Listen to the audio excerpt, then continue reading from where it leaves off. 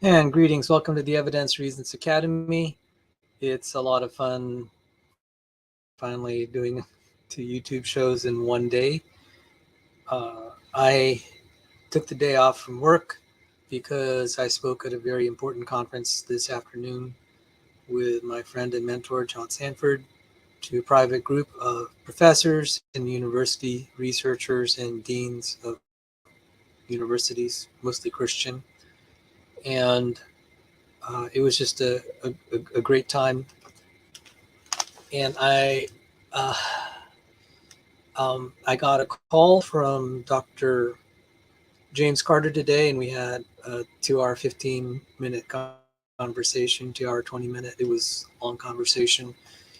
Uh, he watched some of my stuff and decided to give me a call, and I'm very grateful. It, it kind of prompted me to just think about some of the things I'm trying to do.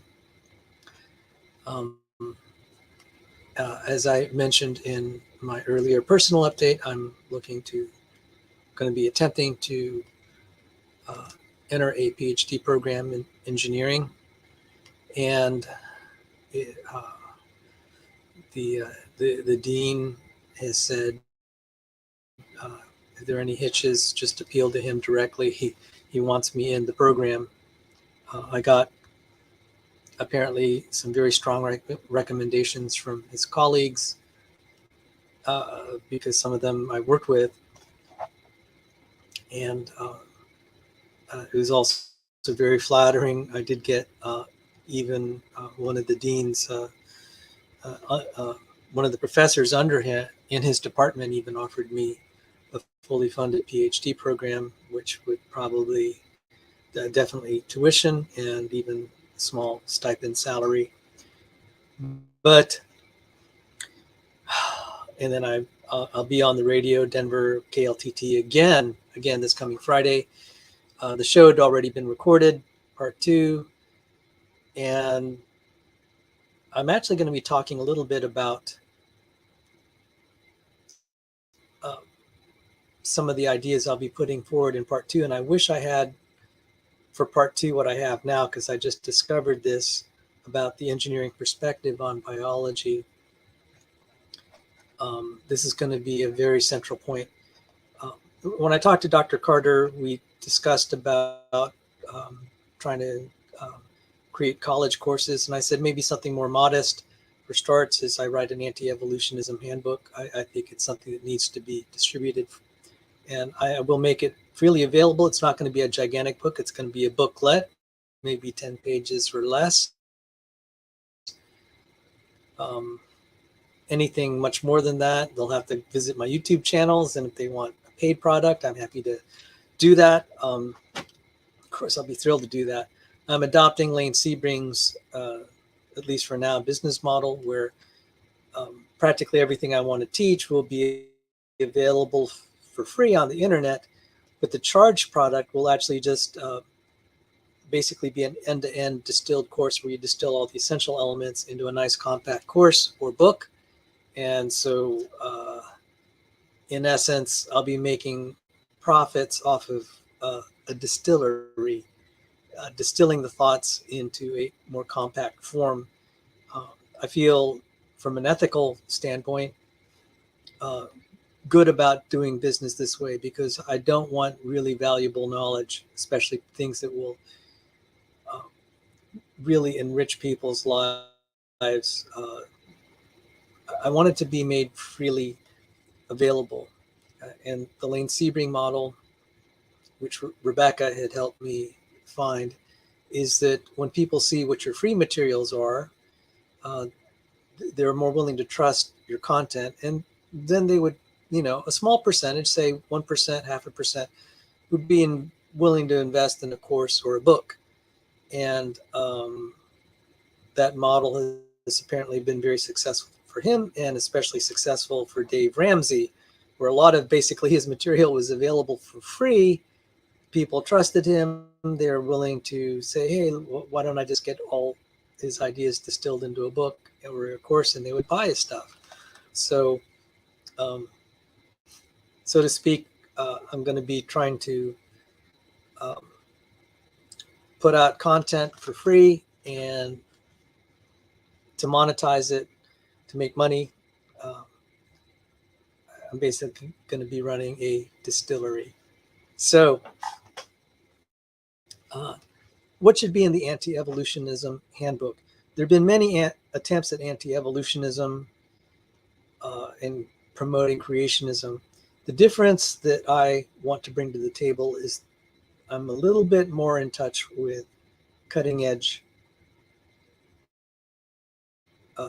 developments in the field. There've been uh, in the advent of genome sequencing, we know so much more about what really happens in the process of change experimentally. And cutting to the chase, when when supposed natural selection is eliminating genes in practically the majority of our experiments, this is very bad for evolutionism. That's basically it. So if we look at someone going to the casino playing slot machines, he can definitely record times where he uh, makes a pull on the slot machine, so to speak, and he gets a little more money than he put in to make that pull. So if he recorded all his victories, well, he could be under the delusion that this is going to be a money-making enterprise. And obviously it's not, because if let's say he wins 4 out of 10 times and loses 6 out of 10 times, um, uh, over time, he's just going to be pounded into oblivion financially. And this is how casinos make a lot of money. I mean, not those exact figures, but that's kind of the idea. What we find experimentally is, and we covered this in a show I had with Dr. Minnick, there are really no real new genes in the sense of um, families of um, families of genes. I mean, you can make a homologous copy, and it's it's kind of like still the same gene, and we know how to characterize this computationally in bioinformatics. It's just like if you look at a car, they're not all identical, but they have certain basic features. So if you say you have a gene duplication and then you change it, but it's still the same, it's still it's still homologous to the original gene, you've not really created something radically different. I will even grant, for the sake of argument, we have created something new. I think creationists do not serve their case well with saying there's nothing new. There is. But is it sufficient novelty? Again, just going back to the casino analogy, you don't have to prove. I mean, what creationists are trying to do is like, you'll never win playing a slot machine. Well, it depends on what you mean by win. If you go up to a slot machine and play it, you'll win a few times, but long term, you'll have a net loss if you play for infinite time, for sure. The only people I know who've won playing slot machines have been the ones who figured out how to beat the piggy bank slot machines, and that's a whole nother story. Basically, there are piggy bank slot machines where if the slot machine hasn't made a big payout, it keeps accumulating. There'll come a point where the payout will be just so gigantic, it would be feasible then to start playing it. But the traditional, the basic slot machine that aren't piggy banked, you're eventually just be pounded into the ground. So, so extending this to creationism, I wish they'd stop saying there's no new information. It's just like saying you'll never have a day where you win at the slot machine. That's not the way to do it. Say over the long haul, there'll be a decrease of information. That is a much more defensible position. So that's the first thing that I'll put in the anti-evolutionism book. And I'm already giving, since I'm planning to give this book away for free electronically, I'm happy to articulate it. I've invited Zachary Hancock, who's an evolutionary biologist that's criticized my work. And although I think his criticisms were terribly unfair in the way it was conducted on Dapper Dino's channel, where I didn't have a chance to defend my viewpoint, I was invited out when I was showing up even in the chat, had my moderator privilege stripped. I said, well, that's apparently they're not really interested in hearing my viewpoint or defense. It was more about trying to discredit me and structure it in a way that I'm discredited and can't speak in my own defense.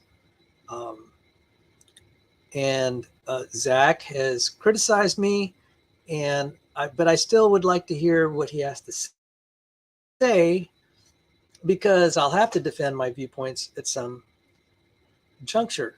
But I think it's going to be very easy now, because it's not about what I have to say. It's more about what the evidence says now that is available to us that wasn't in, like, say, even the last 10 years. I mean, it's only been available in the last 10 years, particularly the last 5 or so.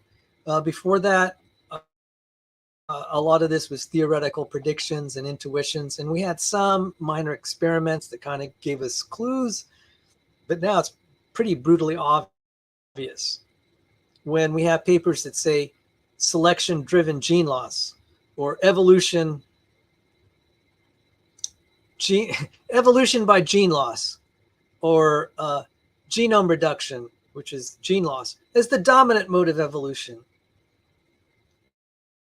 or genomes decay despite sustained fitness gains. This has happened because of the abundance of experimental evidence, for one, and then just pondering that even if we did evolve, the creatures would be having, in addition to making new genes, they'd have to be losing lots of them. The problem is, experimentally, we don't have good evidence that sufficiently novel genes have emerged. Now, someone will say new genes will come up all the time, but what's all the time? But I'll say, okay, first, how do you define it as really being sufficiently novel? Is it a homologue of something pre-existing? That's not really sufficiently novel. Was it found under strict laboratory conditions like Lenski? And finally, even supposing that it arose, if you're losing 10 genes for every new one that you gain, and these again are sufficiently novel, this is worse than slot machines. There's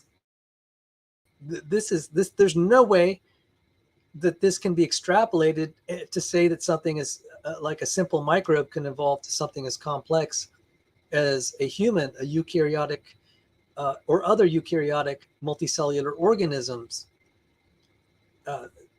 It just doesn't hold together mathematically.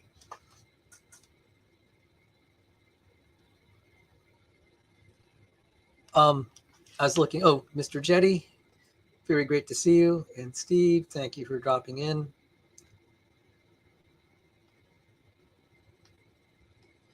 So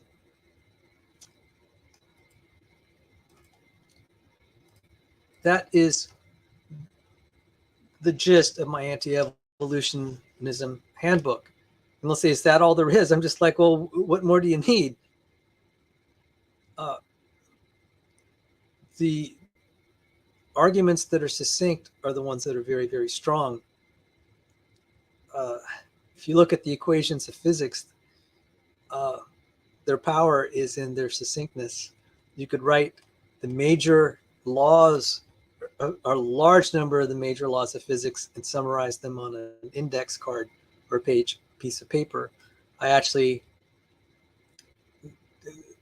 The 5 major equations that Walter Bradley cited are Hamilton's mechanics, which includes Newtonian mechanics,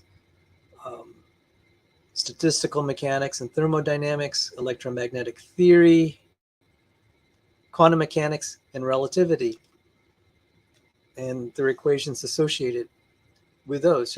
You just list them out, and that's That's a very large swath of all the physical knowledge summarized. And so the principle of refuting evolution is actually pretty basic in light of the experimental evidence. I don't know how evolutionists are going to get around it. I'm just going to, if they want to, I'm looking forward to a debate on this. It's like, how can you evolve a microbe into something as complex as a human when all the experimental evidence is showing there's a net loss of genes? This is ridiculous. The only place where there is a net gain of genes naturally is in the imagination of evolutionists. It's not predicted by actual theory from first principles of physics and statistics, etc. And it's not confirmed by experiment. The only place that it exists happening naturally is in the imagination of evolutionists. Now, if they want to pose that, it's like, okay, if you believe it, it's a statement of faith, but don't pretend that it's experimentally confirmed. You can't confirm that there is a progression from simple to more complex forms, even in, not just in the fossil record, but even in conceptually, even in life as it exists today. You could see, like, okay, conceptually, you look at a bacteria, and then you can then look at a primitive eukaryotic form like yeast that has a lot more complexity than a bacterium. And then you have a multicellular creature. So you do have a progression of forms. You might say it happens in the fossil record. Okay, but did it originate naturally? And if you're losing genes, it's going to be hard. And then you can also demonstrate, as I think I have done effectively, that these new major protein families are very difficult to evolve from a pre-existing ancestor. In fact, Aaron Raw Sewage said, there's no effing common ancestor for all proteins. And I'm like, there's a problem there. I'm the one who told him that, and he pretended like I didn't seem to get it. I'm just like, dude, I'm the one who said there's no common ancestor. It doesn't, that's a problem for evolution. And a number of my detractors who can't seem to get it are saying, well, why do you believe that there has to be? I said, I'm not the one who said it. You guys are saying it. You have a problem not seeing that this is a problem for evolutionary theory. Where do proteins come from if they don't have a common ancestor? They just kind of pop out of nowhere? These major protein families? So that'll probably be it. I'll talk about gene loss, really family of gene loss, the loss of families of genes. There has to be a way I could phrase that. And then the inability to evolve major new families, and I could cover that. So I'm kind of just trying to compose this in my head. Now, there is this book. It was funded by the National Academy of Sciences, in part the National Institutes of Health, the NIH, and of all organizations, the Defense Advanced Research Project Agency, DARPA, Defense Advanced Research Projects Agency. This is insane. DARPA has pioneered the internet. They pioneered all sorts of things like stealth, and so much of the high-tech military stuff that we see, that's DARPA. It's just an out-of-the-box think tank. I think one of their more interesting projects that is a little bit more public domain is the X-Acto bullet. It's a bullet that, like if a U.S. Army person he's a sniper and he wants to pick someone off, he can lock his gun sights on the guy, fire it, and even if the guy's running, the bullet will kind of maneuver to hit him, to hit the target. I know that's kind of grim. So you see that with smart missiles, like in fighter planes, they have these heat-seeking missiles. So even if like when a guy shoots his missile at an opponent, if the opponent starts to try to maneuver, the smart missile will still maneuver even more and be able to get him. We've now found a bullet. DARPA has developed bullets like this. And so how did they get into this publication? So let me cut to the chase. Here it is. I'm going to have fun with this. Let's see.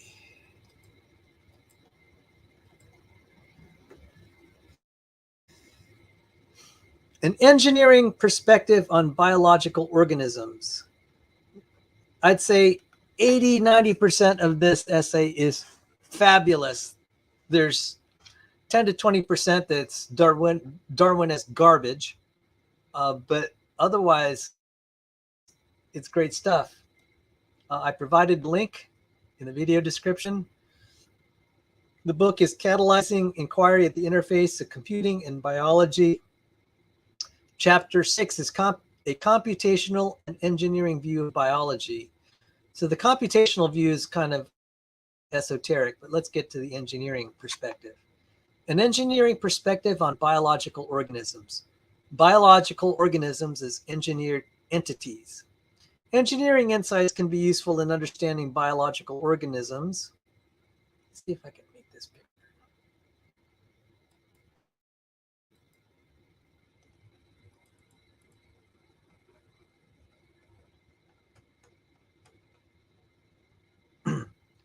Engineering insights can be useful in understanding biological organisms as engineered, as in designed entities, and the rationale for seeking insights from engineering is based on three notions.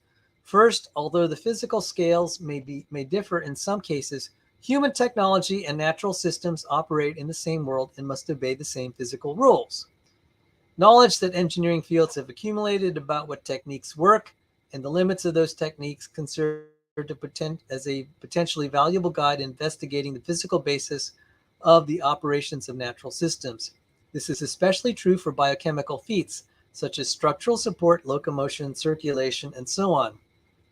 Second rationale is that because evolution, wrong, sick, and a long history of environmental accidents, wrong, have driven processes of natural selection, wrong, biological systems are more properly regarded as engineering artifacts than as objects whose existence might be predicted on the basis of first principles of physics. Yes, the one good part. And again, I defended why evolutionism doesn't work. Natural selection, what they call natural selection, which is really the elimination of the least reproductively efficient, actually destroys genes. It is not a mechanism of creation. It's a mechanism of elimination of the least reproductively efficient. And that results in gene loss. It's pretty simple. Natural selection, the way Darwin and Dawkins advertise it, doesn't work. It exists, but it doesn't function as advertised. You could say it exists, but it doesn't function as advertised. So what should I call the Anti-Evolutionism Handbook? Maybe I'll just call it Anti-Evolutionism Handbook. And what would be the subtitle? The Dopey Darwinists? Or how a stupid theory bamboozled scientists for decades, for over a century? I don't know. One title that came to mind, subtitle that is, to the Anti-Evolutionary Handbook, Darwin and Dawkins are dingbats. I don't know. That doesn't sound very scholarly. So maybe we'll come up with something. I kind of like Darwin and Dawkins are dingbats. But people then might not take the book very seriously. I'd want something more provocative. The delusion of Darwinism. I think Darwin's delusion.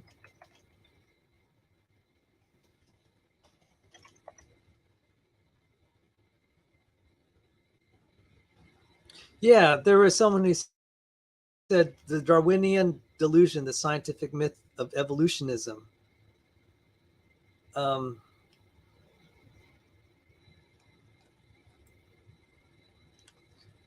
I have to figure out a subtitle. Anyway, so let's go back to this. Biological systems are more properly regarded as engineered artifacts than as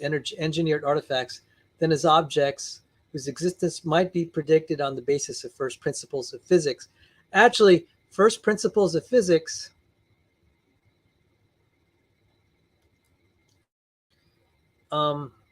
we could probably make a qualitative, though not rigorous case. Oh, I like this. There's a font con dingbat. Thank you. There is a case, a qualitative case that can be made that first principles of physics would actually argue that engineered objects should not exist, like say a 747. There are natural disorganizing principles and processes in physics that would actually impede the development of engineered artifacts. That's why we have to invest so much in either construction and or maintenance of a complex machine, like say an airplane. And I'm sorry to reference, because I love military science, Ukraine. There's a lot of reporting on the Ukraine-Russia war, and the Russians don't spend a lot of money on aircraft maintenance. Hence, every week, some of their airplanes are just spontaneously exploding or catching fire.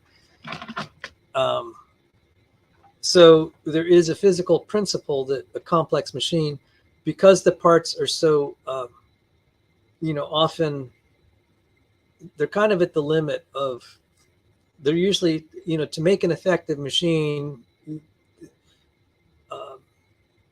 both in terms of economy and, material resources, don't want to necessarily just like over engineer things. They are, like particular in the airplane, you can't just keep throwing material to make it stronger and stronger, because it'd be too heavy and it won't fly. So it's often kind of at the edge of, it can perform, but it's close to being fragile. So a lot of complex machines, just as a matter of principle, would be fragile. If they're fragile, they're more subject to the disorganizing forces in nature, and there are numerous ones, wear and tear, etc. And so we can actually say, as a matter of principle, and Fred Hoyle made this observation, a tornado will not pass through a junkyard and make a 747. The Wikipedia article totally got it wrong and said, well, he forgot about natural selection. Well, natural selection doesn't function as advertised, based on theory, based on experiment primarily, and then on theory. The only place it works is in the works as advertised is in the imagination of dingbat Darwinists. They say, I don't understand evolution. And I say, well, what do you mean? You don't understand it either, because I keep asking you guys how these proteins evolve. You don't have any experiment. You don't have any theory except your imaginations and claims by assertion. There you go. So it cuts both ways. So let's go on. I'm sorry to be on such tirade. Although the evolutionary context means that the artifact is never finished and is rather evaluated on a continuous basis. Again, these are not experimentally verified assertions, just evolutionary imaginations. Both engineered artifacts and biological organisms demonstrate function, embody behavior. And I think I should eliminate anything with evolutionism. It's sickening. Engineered artifacts serve the purpose of their human designers, and biological organisms serve the purposes of nature. No, they don't. Thus, the concept needed to understand biological function may have some resemblance to some of the concepts already developed for synthetic disciplines, of which engineering and computer science are prime examples. A third rationale is that the engineering principles have already had a long history of systems-level thinking, and indeed have produced artifacts that are arguably approaching biological levels of complexity. Yes, they're approaching it, but they're still far away. It's like a journey of 1,000 miles. We've taken a few steps. For example, a Boeing 777 jetliner contains about 150,000 subsystem modules, including 1,000 computers, a number of the same order of magnitude as the estimated 300 different proteins in a typical human cell. Just as in the cell, moreover, okay, 300,000 different proteins. If you include alternative splices, yeah, it's probably a higher number. The basal number is probably around 20,000, but who knows? Just as in the cell, moreover, these aeronautical subsystems are linked into an immensely complex network of networks and control system that just happens to fly. A related point and a key lesson from engineering is that large systems are built out of smaller subsystems that are stable. Decomposition of a complex structure into an assembly of simpler structures whose operation is coordinated tends to be a much more successful strategy than building the complex structure from scratch. And this approach can be seen in the structure of the cell. Okay. A second view of biological organisms as engineered entities, as novel entities to be constructed by human beings rather than as existing organisms to be understood by human beings, is discussed in section 8.4.2 on synthetic biology. Wow.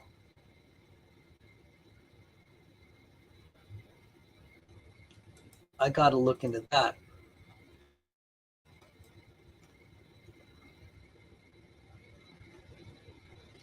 Biological, and I've been an advocate of synthetic biology because it actually helps us understand real biology. 8.4.2.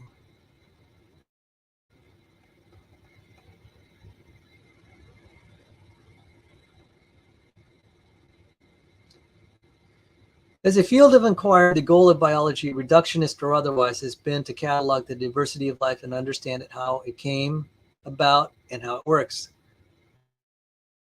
The goals emphasize the importance and understanding. Synthetic biology, in contrast, is a new subfield of biology with different intent. Based on biological understanding, synthetic biology seeks to modify living systems and create new ones. Synthetic biology encompasses a wide variety of projects. Okay, I might skip over this.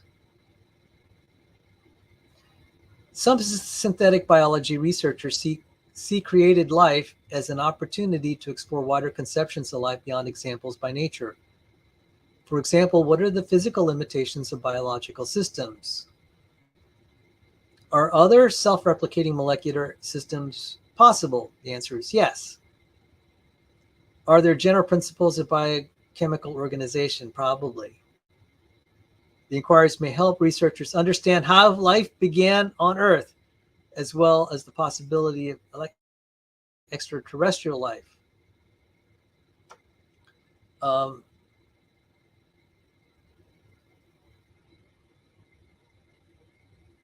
Engineering approach to building living systems. We had someone who could be classified as a synthetic biologist on the channel. That was Dr. Robert Matheny, thoracic surgeon, cardiac surgeon. He's able to regrow heart valves. That's as good as it gets. I think that's one of the most successful applications of synthetic biology. And then I worked for someone who invented the gene gun. You could say he was a synthetic biologist, probably kind of, the early, at least the early precursors to modern synthetic biology. Dr. Sanford was re-engineering agricultural crops. And so in a sense, these are new living organisms. But let me continue on. Biology as reverse engineering. Biological organisms are generally presented to scientists as complete entities. So the challenge of achieving an engineering understanding of them is in fact a challenge of reverse engineering. One definition of reverse engineering is the process of analyzing a subject system with two goals in mind. to identify systems components and their interrelationships, to create representations of the system in another form at a higher level of abstraction. A better description could not be developed for the goal of systems biology, even without having to change any words in this definition. And yet, reverse engineering, despite being a fairly standard engineering topic, is not taught to biologists. One drawback is that the metaphor of life, the metaphor itself, is foreign to biologists. Yeah, that's because of Darwinism. If they wanted to do engineering of any kind, they would have to be engineers. Second, reverse engineering is generally a more difficult task than forward engineering, the fabrication of a device to implement some specific functionality. And reverse engineering of a biological organism is a particularly difficult endeavor. No kidding, Sherlock. One important reason is that reverse engineering is often underdetermined, in the sense that multiple solutions can be developed to account for a given behavior. In such cases, choosing among them thus requires either more data or a priori assumptions about the true nature of the system being reverse engineered. For example, dealing with the reverse engineering task of building a detailed kinetic model's intracellular process from time series data, Rice and Stolovitsky note that the assumptions such as linearity or sparseness, or the use of a predetermined model structures, reactions limited in number of possible reactants and substrates, can help reduce the non-uniqueness. I didn't quite get what that means. A second, even more important reason for the difficulties of reverse engineering is that because of their evolutionary history, that's the first problem.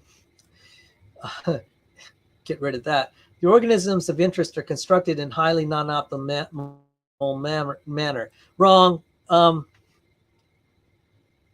tell you why.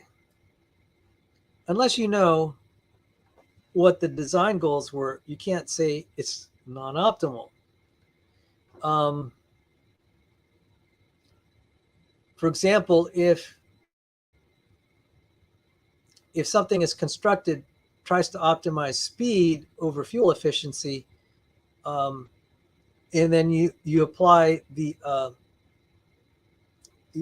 metric of fuel efficiency to something designed by speed, you're going to say it's non-optimal. And so this is what's bad.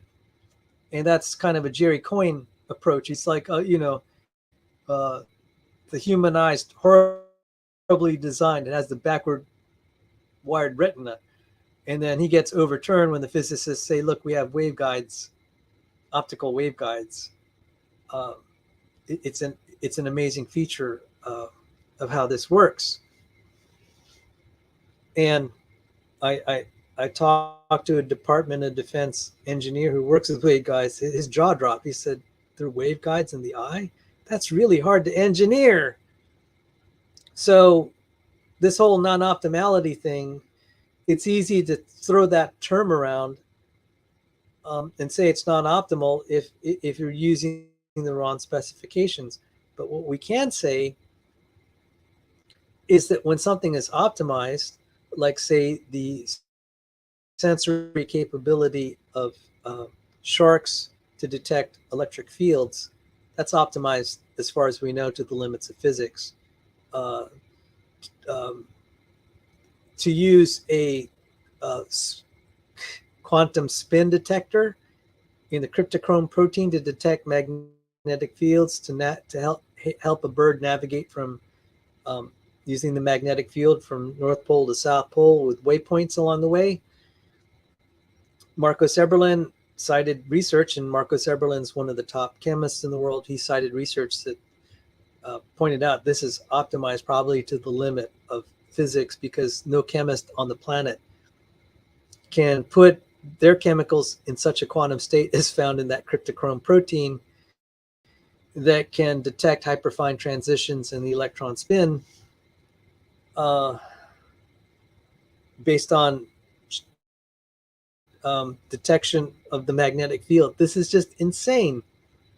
So we have things that are optimized as well, as far as we could tell, in detection of magnetic fields, in detection of electric fields. The shark can sense an electric field of its prey.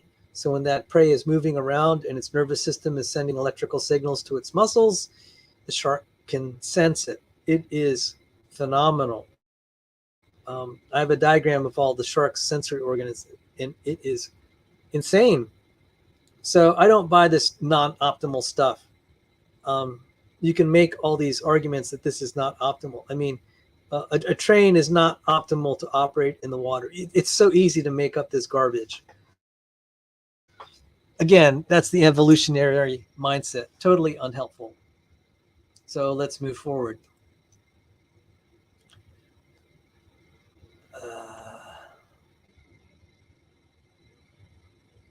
So when engineers seek to understand how an artifact has been constructed, the basic question to ask is why?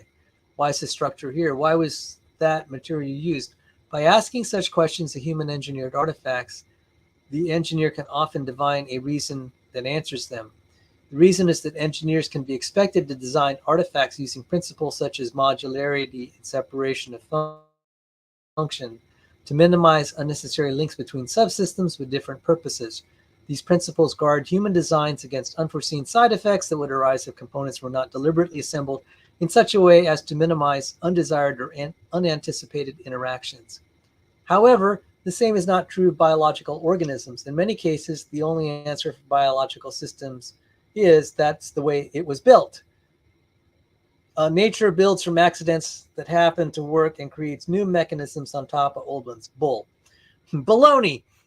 While some evolved systems are quite elegant, the sensory and motor components of Vestibular coli chemotaxis mechanism, many, if not most, of the systems appear to human as inelegant, redundant, kludgy, and inefficient.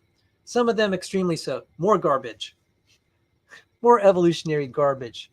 Systems engineered by humans, even very poorly engineered ones, and even though they too often show historical origins, are seldom, if ever, as arcane and kludgy as evolved biological organisms. More garbage.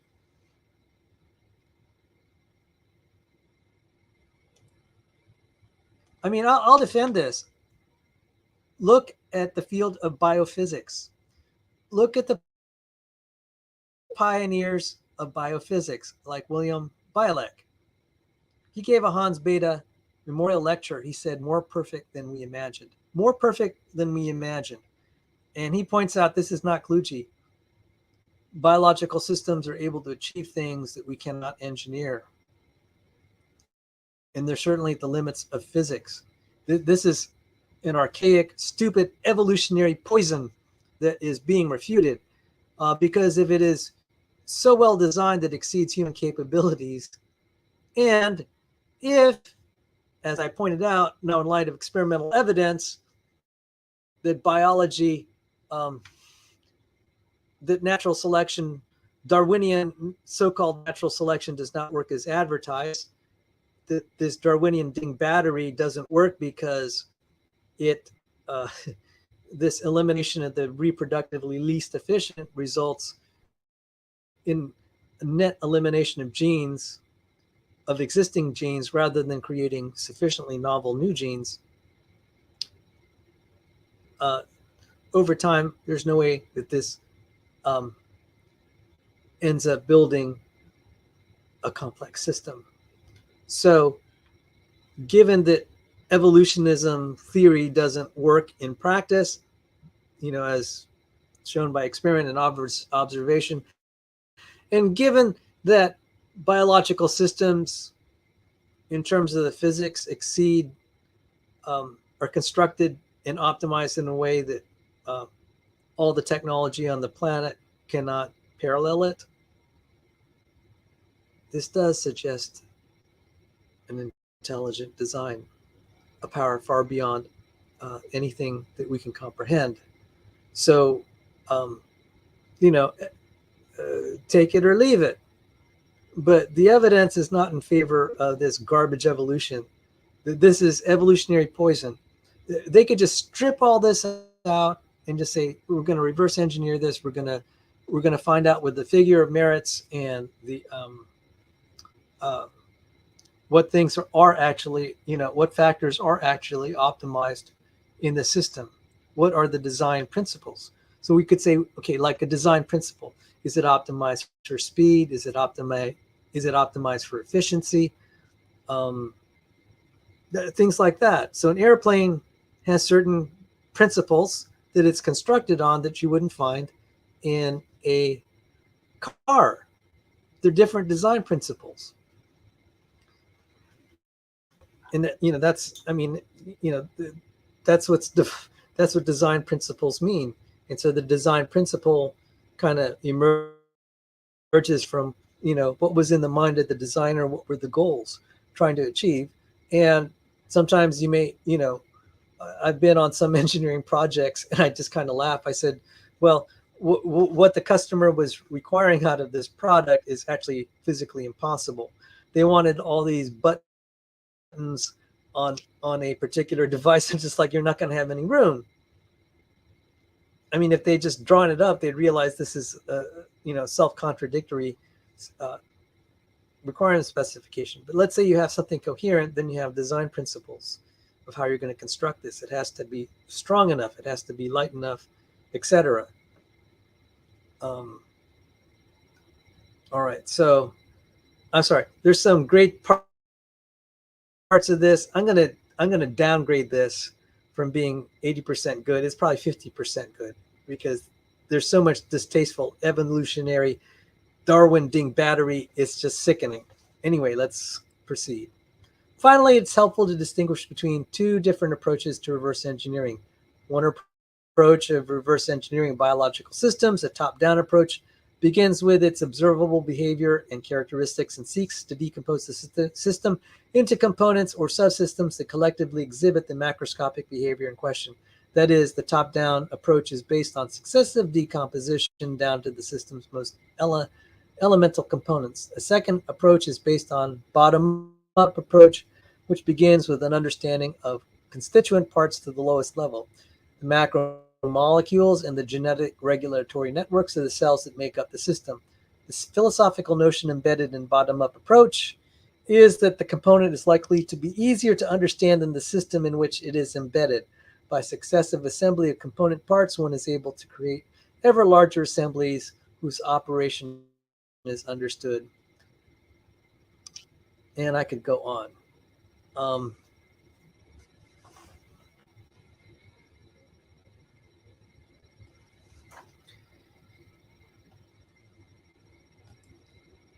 So why did I go on this tirade?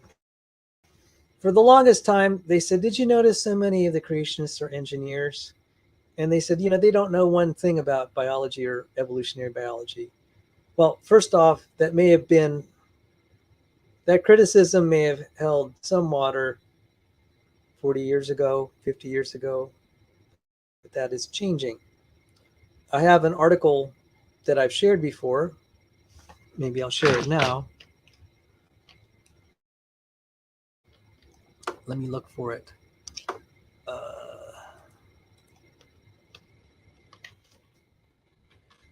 One-third of engineers. Let's see if I can show it. One-third of engineers at MIT now work on biological problems, according to Graham C. Walker, MIT biology professor. Yet it can be challenging for biology and engineering students to understand each other. One-third. And why would that be the case? Well, if biology is composed of biological machines, and I can understand evolutionists hate that word, but that is kind of like the natural word for biological systems. They're machines, they're systems with function and kind of like a purpose, like an eye is designed to see. It's kind of hard to work around that. I mean, that's like the most natural. It's like the ear is designed to hear. And what does it mean to hear? Right? I mean, it is transducing the vibrations in the air and filtering it like an engineering system would, filtering. So it's sensing it, it's transducing the mechanical vibrations into electrical impulses. The electrical impulses can then be filtered. Um, they can be represented by storing the signals and then retrieved. Uh, you don't use evolutionary language to say, oh, that helped reproductive success, and that's how we understand it. That's just like useless.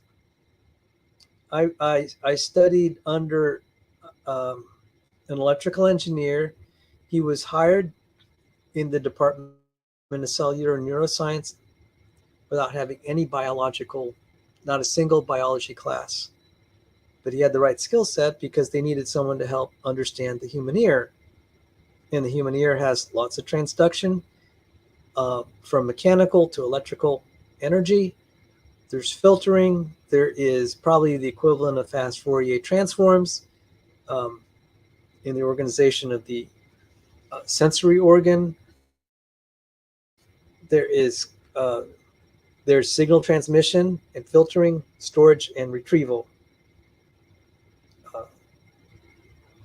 I mean, when you hear a familiar melody, it may seem so natural to you, but once we got around to trying to do voice or if you hear a familiar voice, once you start working on voice recognition systems, you realize how difficult the task is. And your brain and your audio system does this so naturally, you don't even think about it. You just think it just happens. But when we actually try to reverse engineer all the parts and the interrelationship of the parts, it's more complicated. Evolutionary biologists don't have the skill set to understand that. It's the electrical engineers and probably other kinds of engineers. That's at the system level. And then you need kind of the cellular biologist and the biochemist to kind of even break it down more to the, what we call the physical level. So the last skill set you need are evolutionary biologists. They're kind of like worthless. So why did I go on that tirade? So for the longest time, they said, engineers just, they don't understand biology. It's like, well, they understand it better than evolutionary biologists. They will, with a little training, they'll have the correct skill set, the correct mindset to understand. If the most successful way to describe biological systems is not that they're evolved, but rather as engineered entities, we're going to be more effective in decomposing, understanding biological systems. That has been a very successful paradigm, and that's been backed up now by biophysics. So what's happening is it first started with the engineers criticizing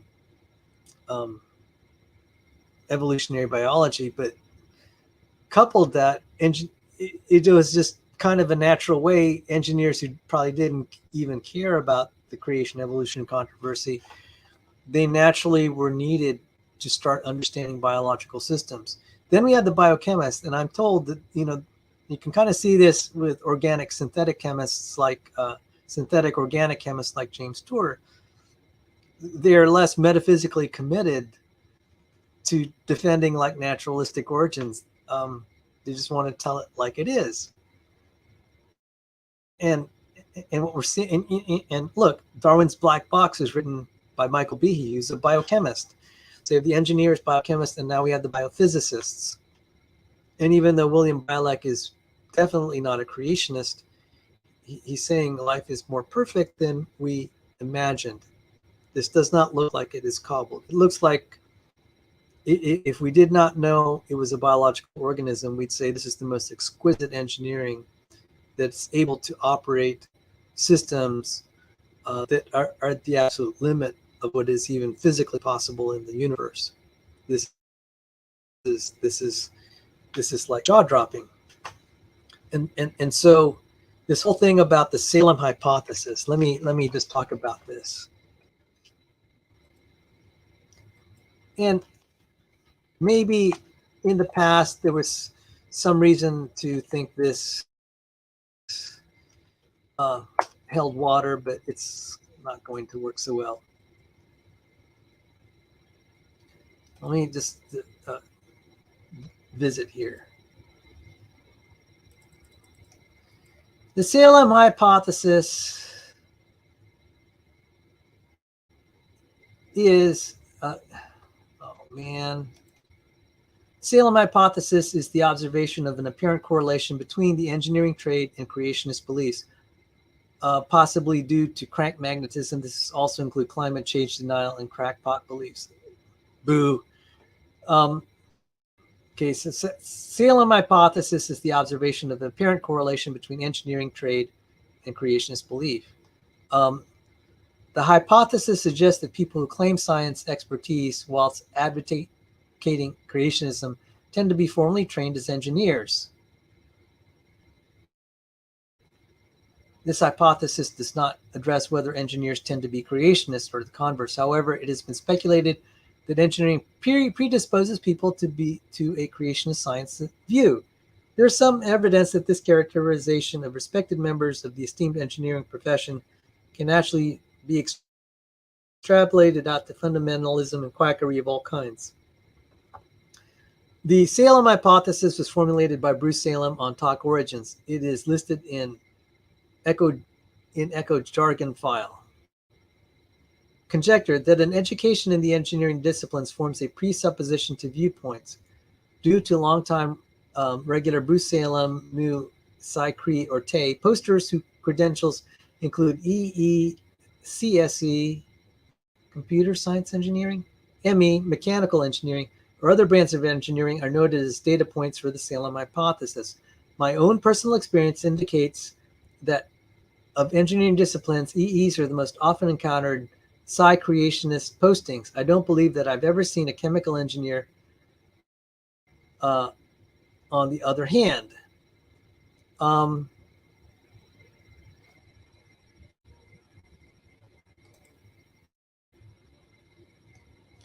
Yeah, there are a lot of electrical engineers. I will say this, among the engineering disciplines, I've talked to other engineers in other disciplines. They said, what do you think about the E's? They said they're kind of in their own special world. So I talked to mechanical air in aerospace. Yeah, they said, yeah, the E's are kind of, the electrical engineers are kind of like in their own special world. I mean, I could see where the mechanical and the aerospace and the civil engineers have really a common thread because they're dealing with a lot of physical material, structural type stuff, thermodynamics. The EEs, not so much. And the EEs go into really abstract stuff. So when you go into signal engineering and signal decoding, that is like black magic. It is just so out there. I mean, if you look at communication and information theory, oh my goodness, the math is just unbelievable. It's like, what are you building? It's like, oh, you know, modulation schemes. Okay, let's continue. Initially, it was an observation that when engaged in a debate with a creationist who tried to strengthen their position by stating they had a degree in science, it inevitably turned out to be a mathematical or physics-based engineering degree rather than a degree in biology or something closely related. It evolved into two separate statements. The first is a weak Salem hypothesis. Inevitably, in any evolution versus creation debate, a person who claims scientific credentials and sides with creation most likely will have an engineering degree. Well, yeah, they probably wouldn't have an evolutionary biology degree. Okay, so let's have a creation evolution debate and see if we have any evolutionary biologists defending the creation viewpoint. Second strong Salem hypothesis. An education in the engineering disciplines forms a disposition to creation ID viewpoints. A similar phenomenon has been observed with medical doctors. And here they list it. Henry Morris,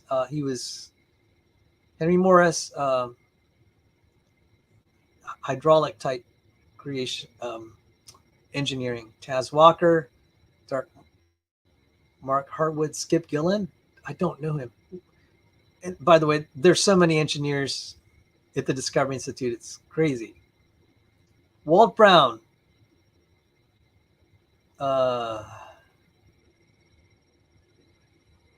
This is old stuff. Andrew Shafley, Harold Camping. Harold Camping's a joke. Walter Bradley. He's a real engineer, real scientist. Dominic Strahan.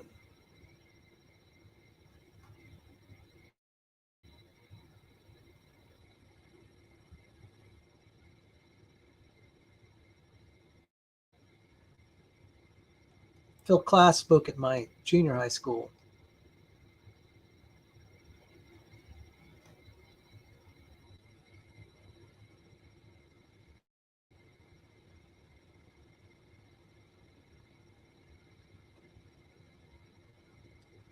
He was an electrical engineer. Okay.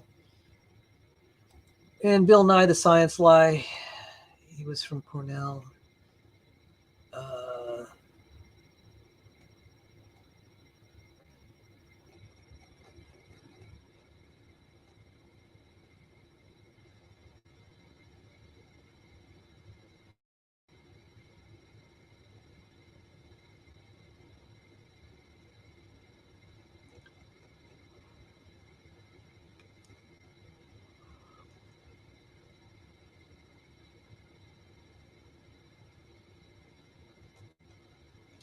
So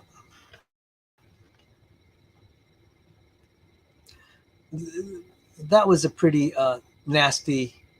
Oh, well, that's Rational Wiki. That's not a pretend Rational Wiki. So as far as the Salem hypothesis, yeah, a lot of them tend to be engineers who are applied sciences. They use the law. They understand reasonably some of the laws of physics and how to work within the constraints of the laws of physics, which evolutionary biologists totally disregard. Many of them don't even understand or appreciate the laws of physics. So when the engineers hear of a proposed mechanism for something to happen, it just seems kind of ridiculous if they're claiming it happened naturally. And even an atheist like Fred Hoyle was pretty good at saying, look, the odds of a cell forming randomly by chance is, it's like the tornado passing through a junkyard. And then these Darwinian dingbats would come along and say, well, he forgets natural selection. Well, I've just pointed out natural selection does not work as advertised. The experimental evidence now is becoming overwhelming. This wasn't the case in the time of Hoyle or even a few decades thereafter, but it is the case now. It is confirmed both by experiments and theory, and I expect it's going to continue to be confirmed. That's a testable prediction. We're not going to see large scale, we're not going to see truly novel gene gains versus gene losses. The net will be gene loss. That's a testable prediction for a variety of species. And we can even start with the simple ones that aren't that complex anyway. Bacteria don't have quite as many genes as a complex eukaryotic system with alternative splices. If you include the alternative splices, they definitely don't have as much if you want to count them.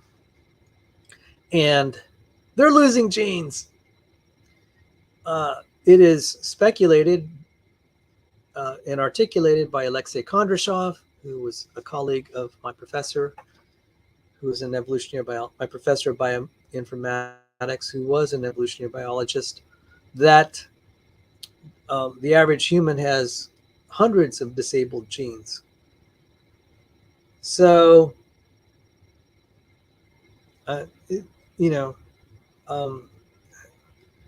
you could pose the question: how many new, truly novel homologs? How many truly novel genes, as in something that's anything else in the human system? How many novel ones do you expect to emerge? Versus how many do you think are going to be disabled in the next coming generations? And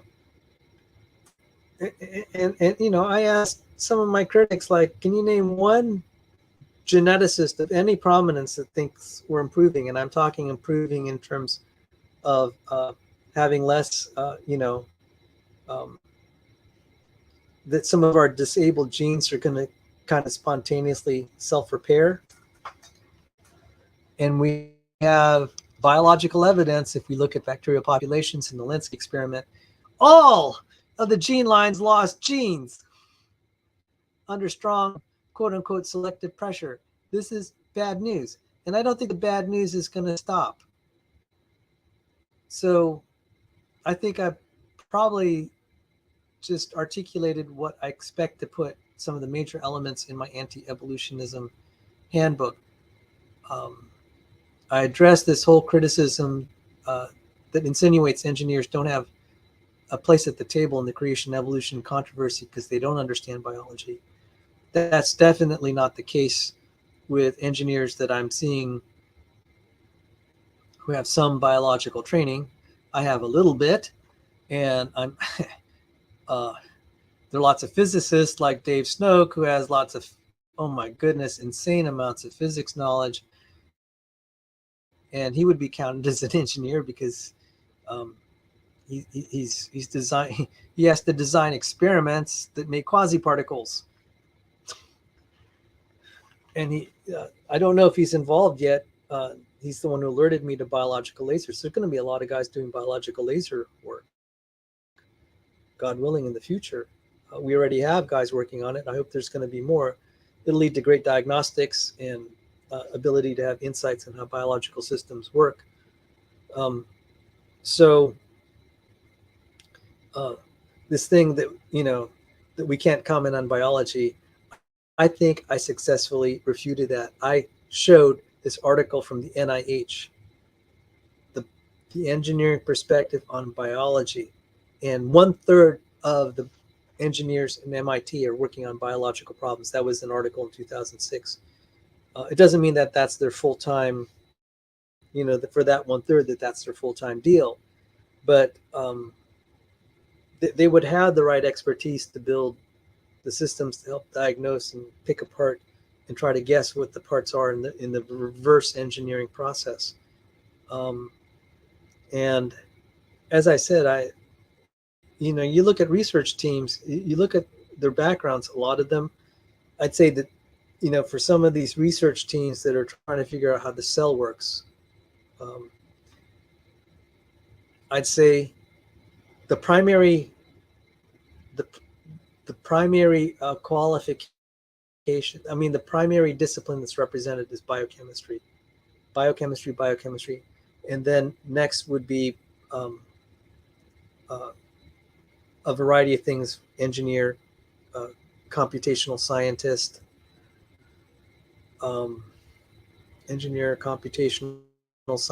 physicist. When I was at the NIH, some of my classmates were condensed matter physicists. Now it's like, what's he doing at the NIH? They're about biology. Well, they're trying to figure out how biology works, and if biology obeys the laws of physics, it kind of helps to have a physicist handy. A lot of biology is condensed matter physics. Makes sense to have a condensed matter physicist. And by the way, engineers are applied physicists. They have to apply physics. You have the applied physics lab at Johns Hopkins University, and they're engineers. And they had all these guys. Like I was taking a cell biology class, and I got to meet some of the NIH staff. So they'll hire someone, his main thing was, say, artificial intelligence. And it's like, well, you need, and he was designing AI systems to do like counting of bacteria, these automated systems that do there are a lot of automated experiments now where you don't need some technician just repeating the same thing, experiment over and over again. You can have it automated. And sometimes, where the human visual processing system can, kind of see certain patterns that are kind of hard to describe to a computer, you need the AI guy. And so that we had these PhD computer scientists. So here I was at the NIH class. And I was hearing of all the backgrounds of, everyone kind of stand up and introduce themselves and say, what's their background and why are they here? Where they work at the NIH? And I say, well, I'm outside the NIH. Um, I'm an engineer by profession, and my boss um, is a geneticist and a genetic engineer from Cornell. Of course, I was referring to John Sanford, and they'll say, of course, welcome. And then, someone will say, well, I have, my PhDs in immunology, or my PhDs in biochemistry. My PhD, there were a lot that were medical doctors and say, I'm a medical doctor, and, I'm in endocrinology, or I deal with diabetes. A lot of them will say, I'm a computation, I'm a computer scientist. I'm helping in, the bioinformatics. So many of those. Um,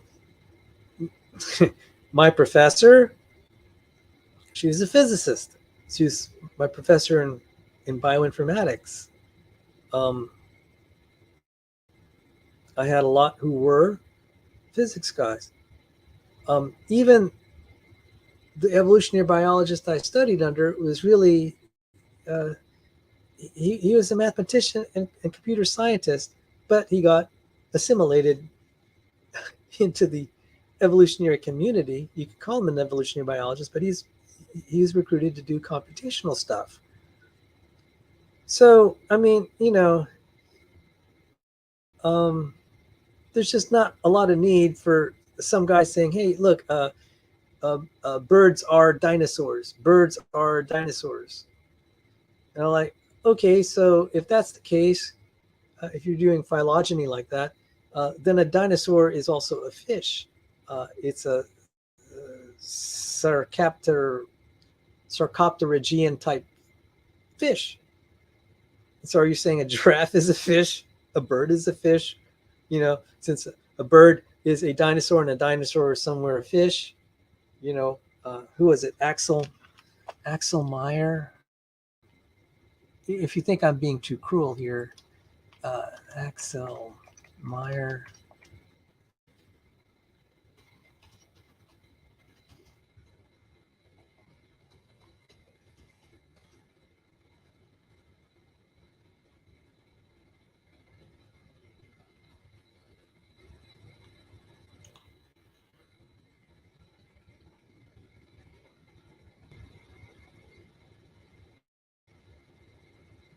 Yes, New York Times, April 25th, 2013. We are sarcopterygian fish.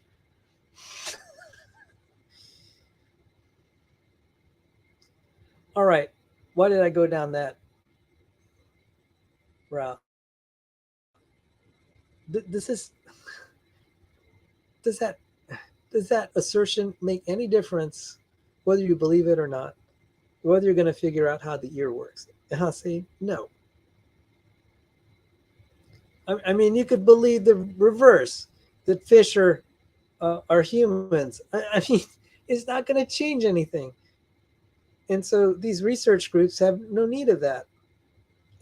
In fact, I'll tell you what evolutionary biology is. It's a It's a parasite. It's a scientific. It's a parasite of the scientific industry. It adds nothing useful to really understanding the operation of science.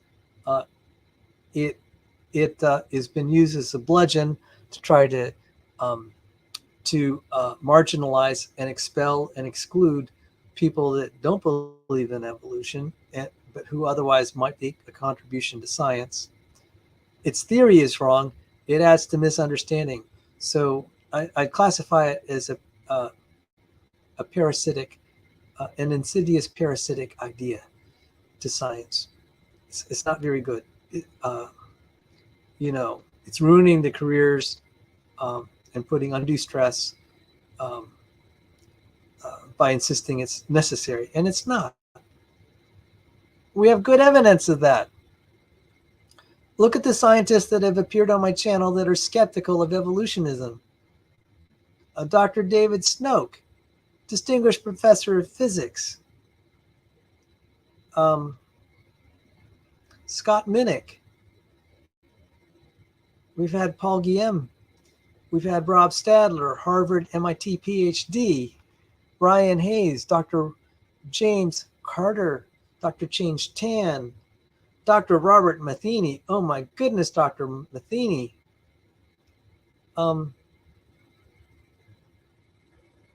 They've been very successful scientists without believing it in evolutionism. So you don't need it. I would argue that science on the whole will progress better without it. And so many of their predictions are wrong, or the thing that they, you would indirectly infer from evolutionism, it doesn't work. It's been experimentally refuted, like the whole Lenski experiment. They're having a net loss of genes. Yeah, okay, let's grant some things. There was some addition of information, but you lost all this information in the form of genes, and you're not going to recover it. So I think I've sketched out what I think I want in my Anti-Evolutionism Handbook, and I'm going to try to make it provocative. I might have to come up with a more muted title than Darwinian dingbats, but I mean, seriously, that's how I feel about the whole industry. I might really turn a lot of people off, but on the other hand, the shock value might help spread it. So since it's a free book, people just might want to read it. So if you have title suggestions, well, I'll tell you what, I'm going to throw out some title suggestions and see who might like it. Maybe the most effective way is to just test market titles and see what is catchy. What will really sell it, though, is if I can get a good graphic. If I can get some good graphics and some stuff comical, I think that'll really add to it. I need a good comic book illustrator. That would be really cool. So this is really easy, guys. The hard part is dealing with the appearance of universal common ancestry. I can defer that and say, look, let's even accept universal common ancestry. Does it make evolution natural? There is a subtle difference, because Michael Behe believes in universal common ancestry, or at least nominally so. He's not that committed. And he said, that's not really my focus. I could take it or leave it. He said that, I think, in formal comments, but he said, design versus randomness. Design meaning, most random outcomes don't result in designed outcomes. So that's, I think, what we mean by randomness versus design. Anyway, I've had tremendous amount of fun tonight, and I could be doing these monologues every night, and then I wouldn't get anything done. But I've been blessed. Thank you all for watch. And so with that, I'm going to be wrapping it up. Take care. Glory and honor to our Lord and Savior. May all those who love our Lord, grace and peace to all those who love our Lord Jesus Christ. God bless you.